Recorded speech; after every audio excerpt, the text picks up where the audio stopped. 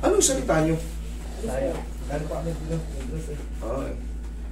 Parang Negros pa pala. Hindi ko naintindihan. Parang hindi ko naintindihan yung salita nyo.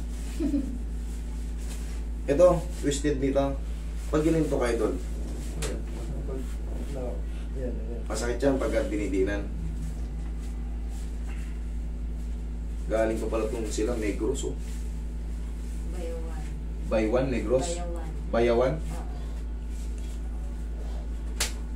Yung hipagan, malapit sa inyo? Hipagan. Bayaw eh. Bayaw, hipag. Bayawan.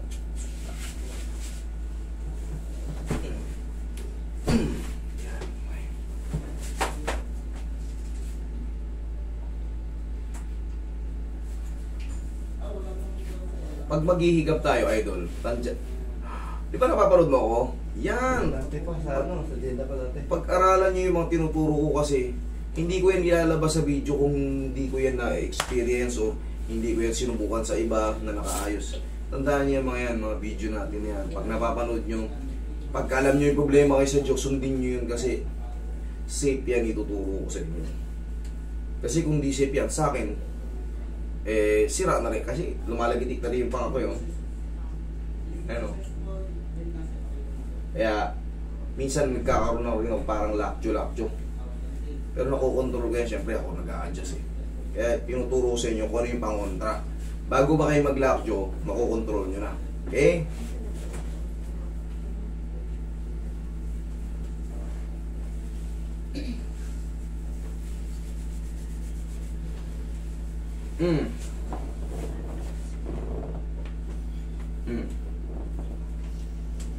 Oh.